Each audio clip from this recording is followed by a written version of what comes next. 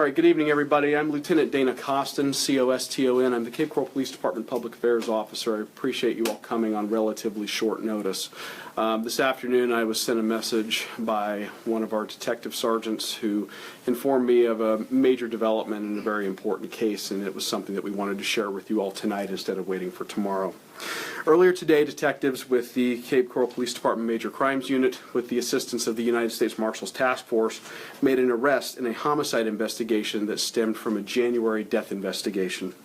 On January 29, 2017, Cape Coral Police Department responded to 510 Southeast 9th Avenue to investigate the death of a 13-month-old Mackenzie Fewox, white female, date of birth 12/18 of 2015. The months-long investigation culminated in a warrant request for the arrest of Dustin G. Todd, T-O-D-D, white male, date of birth 9/8 of 1978, which was approved by the State Attorney's Office for the following charges. Charge 1, second-degree murder. Charge 2, third-degree child abuse. Todd was taken into custody this afternoon at his place of employment in Fort Myers. Todd and his wife were in the process of adopting the victim, and she was a familial foster placement at the time of the murder. Tonight I'm joined by Captain Tony Sizemore of the Cape Coral Police Department Investigative Services Bureau, and from this point I'm going to turn it over to Captain Sizemore, who can provide you a little more context and answer some questions that you all may have. Captain Sizemore? Good evening. Before I take any questions, I just would like to say on behalf of the detectives, forensics personnel, men and women here at the police department, that the death of any child under any circumstances is heartbreaking. However, as our investigation began to uncover that this was a murder by someone who was supposed to protect this child, it became especially gut-wrenching, even for the seasoned detective for a major crimes unit. This was a highly technical case that relied greatly upon forensic, medical, and good old-fashioned police intuition and experience. I'll take any questions that you may have. Can you just say the age of the child again? 13 months. 13 months. What were some of the roadblocks that you were coming across during the investigation? With the death of a child, especially an infant, there are a lot of different medical possibilities that could present themselves, so we had to weed through those, keeping in mind that this is a very serious charge and allegation. Much like any type of a scientific experiment, you have a theory based upon the evidence that we collected, and you work very hard to try to disprove it. And then in the course of doing so, it made our hypothesis even more solidified. And then you couple that with the technical forensic and DNA testing that is involved. It's just a time-consuming process. So you guys didn't immediately thought homicide at the point of the scene? At the immediacy of the scene, medical personnel were working on the child. Any type of death investigation, you work it as if it could be a homicide, and usually, or oftentimes, it'll quickly present that that's not the case, and this did not happen at this time. So we pursued it rather doggedly, looking at any avenue that this was not, and it became quite apparent that this was. Go ahead. Could the wife be facing charges possibly in the future? No. What was the date of the death investigation? I believe it was January 29th of this year. And do we know if Todd was taking care of the baby? Was he babysitting? Did he say the baby fell? You know, typically there's some type of excuse as to how the baby got injured. He was in charge of the care and custody of the child. There were other children in the home as well. As far as the specifics about what he said, I need to leave some of that for our partners at the State Attorney's Office. Was this the very first time that this child has been injured while in the care of Todd and the wife? It's difficult to answer that, so I will refrain from doing so, only because I want to leave a good, strong prosecutorial case for the State Attorney's Office. Was Todd being cooperative throughout the investigation? No. What are the age ranges of the other kids, and were they in the home the day of the death? They were in the home at the day of the death. They're under 18 because they're minors. I'll leave it at that. How many? 2. 2 others. Yes.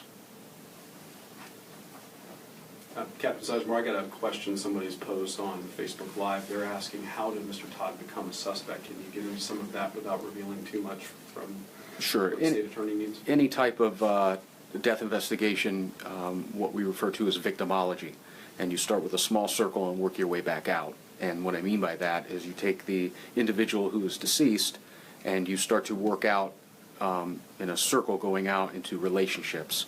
And when you come to somebody who is closest to them, you work to rule them out. And that's how we were able to do that. This familial, custodial placement was a very small circle or victimology, especially for an infant. Has DCF been notified about the other two children in the house? Yes, yes, they were involved with us along the way, very helpful in our investigation. I'd also like to note it's a multifaceted case when this type of an investigation is done. We had great cooperation and help from Rebecca Hamilton and the Lee County Medical Examiner's Office, our partners at the State Attorney's Office, Stephen Russell, Amira Fox, Francine Donnarummo, and everyone else at that agency. The U.S. Marshal's Task Force, our detectives who worked painstaking around the clock in a very difficult case from January. This was something that we worked continually. Our forensics personnel in-house are top-notch, and without their work and working hand in hand with our detectives, we wouldn't be able to come to the conclusion and prove it the way that we did. Our partnership with a private DNA laboratory was very pivotal in this, and just the support that we have from our staff, Chief Newland and Deputy Chief Lisa Barnes, to have the patience and to not put undue pressure on us to work a case like this. It's very, very appreciated. So the baby was under Todd's care when she passed? At the time, correct. And what was the cause of death? Was it like a beating, or what was the cause of death for the baby? I'm going to withhold that just because we need to be fair for prosecutorial purposes with the State Attorney's Office. And was the child male or female? Female.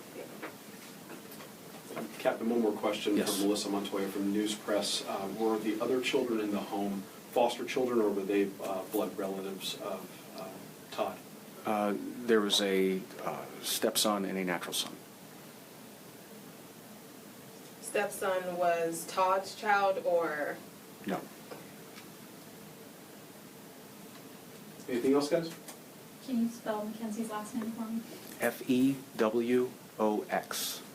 Fewox. Fewox. Yes. So Mackenzie was in a kind of like a foster situation, or that was her mother? No, she was a foster child, and that was a familial placement rather than being put into state care and a stranger foster home. This was a foster home, but it's a familial placement. So what was Todd's relation to the baby? Well, technically, he was the foster father at the time in the process of adoption.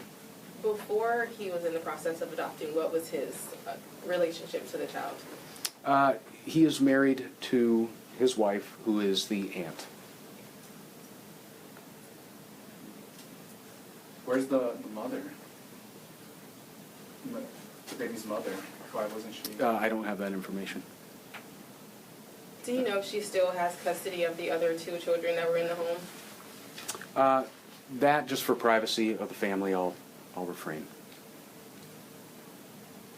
Okay, guys. If there's no other substantive questions, Captain Sizemore, thank you very much.